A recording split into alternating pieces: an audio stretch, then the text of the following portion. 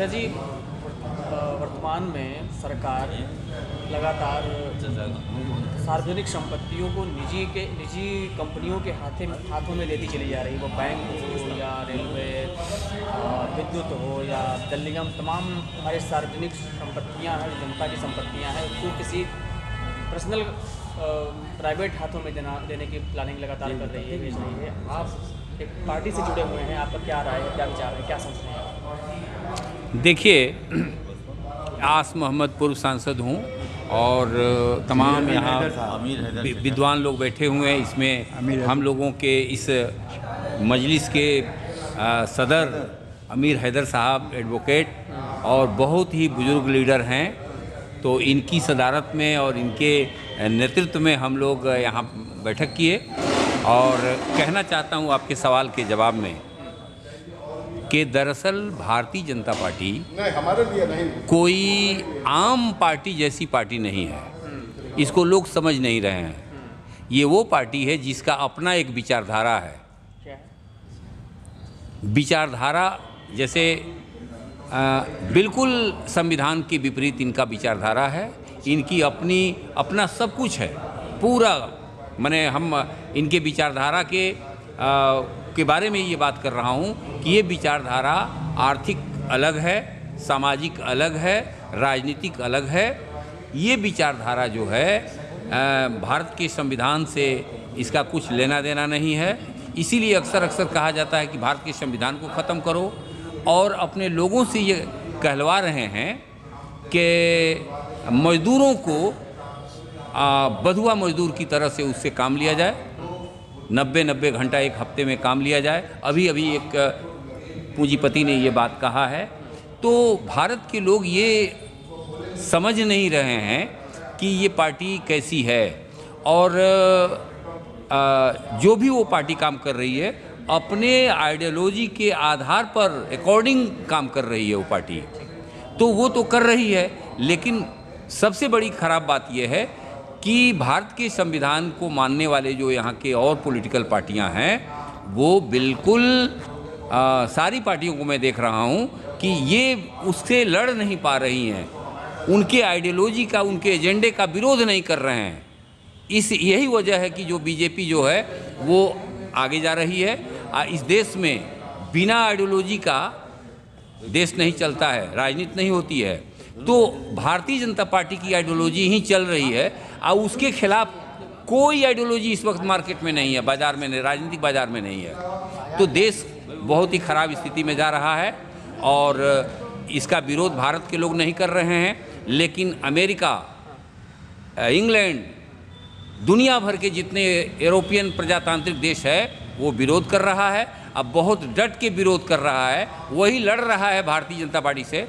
और कोई पार्टी लड़ नहीं रही है, चाहे कांग्रेस हो, चाहे समाजवादी पार्टी हो, चाहे बीएसपी की तो बातें छोड़ दिए। देश में जितनी पार्टियां हैं, लोग हैं, नेता हैं, ये हथियार डाल दिए हैं। और अगर इनका पूरा फॉर्मूला लागू हो गया तो जो आप कह रहे हैं कि हिंदुस्तान के मज़दूर को सिर्फ बंधुआ मज़दूर बन करके खाना पड़ेगा और देश की सारी संपत्ति का मालिक पूंजीपति होंगे, और लोग जो हैं वो बिल्कुल गुलाम की तरह से यहाँ रहेंगे। और हमारे देश का जो इंटेलेक्चुअल क्लास है, ब्राह्मण और राजपूत, ये इंटेलेक्चुअल क्लास जो है ये भारत के पूंजीपतियों के, ये जो कहा जाता है कि उनके कारिंदे ये रहेंगे, हाँ कारिंदे रहेंगे, आईएएस बन के, आईपीएस बन करके। और इनको विरोध करना चाहिए और ये भी विरोध नहीं कर रहे हैं। तो देश में अगर कोई विरोध नहीं कर रहा है तो अमेरिका विरोध कर रहा है और यूरोप विरोध कर रहे हैं, प्रजातांत्रिक चाहते हैं कि भारत में प्रजातंत्र रहे। तो देश जो है बहुत ही आइडियोलॉजिकल झगड़े में पड़ा हुआ है और उसका विरोध ये लोग नहीं कर रहे हैं।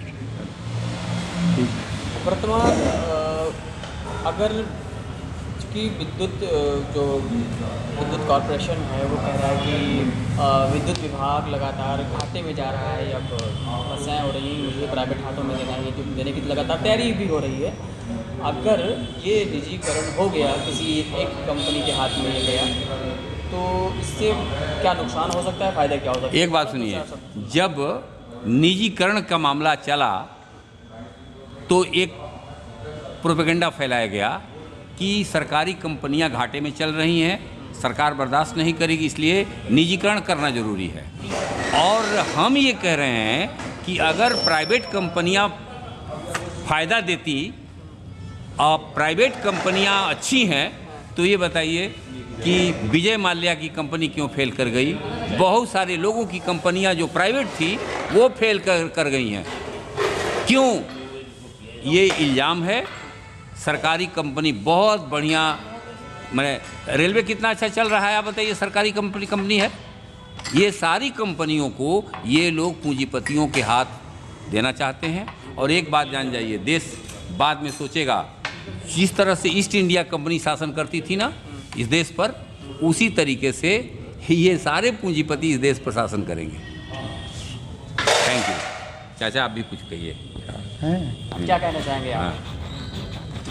भाई आस मोहम्मद साहब पुराने MP रहे हैं, बड़े एक्सपीरियंस हैं, और जितने हमारे साथी बैठे हैं, उपाध्याय जी हैं, तिवारी जी हैं, सब लोग बैठे हैं, सम्मानित है, सबका हम स्वागत करते हैं। और अभी इनकी विचारधारा के सिलसिले में मैं सिर्फ एक ही बात कहूँगा, एक शेर पढ़ूँगा।